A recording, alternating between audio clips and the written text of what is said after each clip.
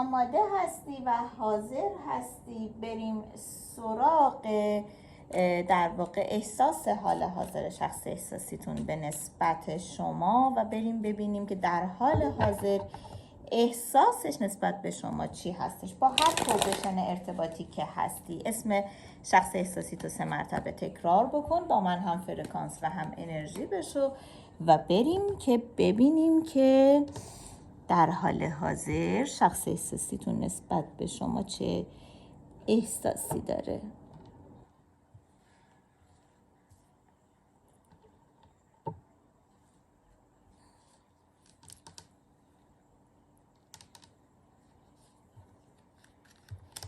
خب کارت اول کارت انتقال و کارت مرگ افتاده. تلاش و کوشش برای یک مسئله و موضوعی که بخواد حرف خودش و قدرت خودش رو به کرسی بشونه. خیلی داره تلاش میکنه یک سری چیزها رو عادی جلوه بده، فکرش و ذهنش درگیر یک سری چیزهای دیگه هم هستش و داره به این فکر میکنه که بتونه یک شروع عاطفی و احساسی داشته باشه. روی مسئله احساسی و عاطفی شما یک طلسم، دعا و سنگینی رو میشه در واقع متوجهش شد و دید و چرخه طوری باید به چرخه که شما اینجوری به هم ریخته بشید و از نظر فکری و ذهنی در واقع یک جورهایی بخواد اون به هم ریختگی، اون حس منفی رو ازتون بگیره، بهتون تماس بگیره، باتون صحبت کنه، روی خط تلفن تماس تلفنی داشته باشه یا باتون دیدار داشته باشه. داره برنامه ریزی های شاید پلن داره میچینه و از نظر احساسی واقعی ترین احساسش توی قلبش نسبت به شما یک چیزه.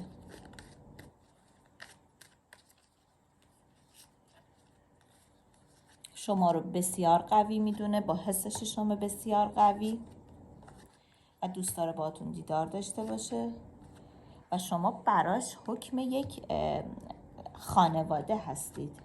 دوست داره باهاتون هم مسیر بشه و شما رو یک نقطه امن میدونه.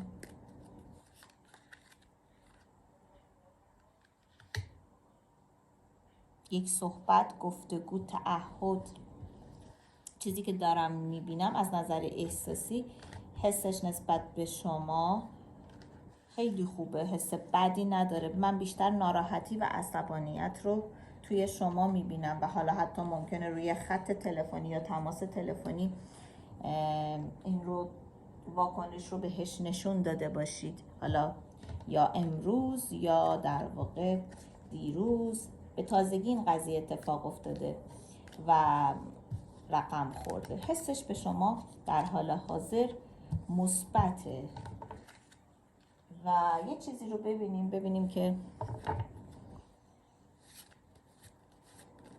از دلش یک حرف بکشیم و ببینیم توی دلش چه خبره. واقعی ترین حرف دلش رو هم بشنویم.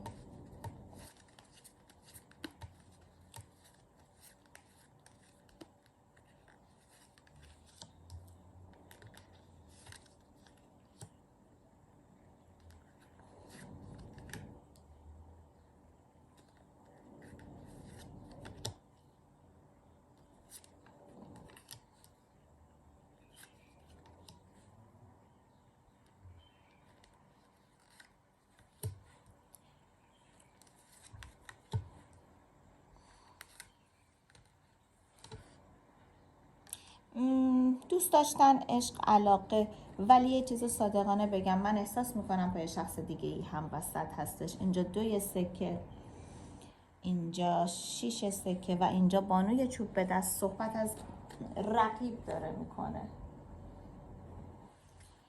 آیا به غیر از شما این آدم با کس دیگه ای تو ارتباطه؟ و قطعا شما سر این مسئله و موضوع ناراحت شدید.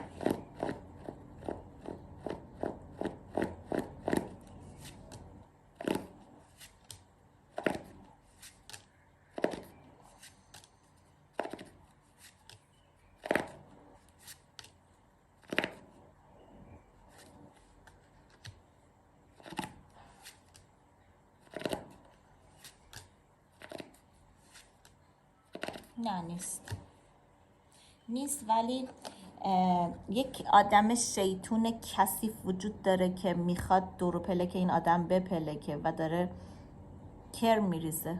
ببخشید دقیقا این کر میره که دارین میبینید، این آدم داره کر میریزه. شما رو دوست داره، به شما علاقه‌منده، شما خیلی حس ششمت قویه و دقیقاً به درستی این شمشیر رو به دست گرفتی و حق داری که بخوای این رو نابود کنی، به خاطر اینکه داره یک کسی شیطنت ریز رو انجام میده، دور و بر شخص احساسیتون داره میپلکه و حس شما کاملا درسته. مرحبا به حس ششمتون. شخص احساسیتون شما رو دوست داره، من نمیبینم توی رابطه با این آدم باشه یا ارتباطی گرفته شده، ولی شیطنت های ریز اون موجود کثیف دور و بر شخص احساسیتون رو شما حس کردید، این باعث عصبانیت شما شده و شما واکنش نشون دادید و واکنشتون به حق بوده و کاملا درست. روز خوبی داشته باشید عزیز دلم، مراقب خودتون باشین و فعلا خداحافظ.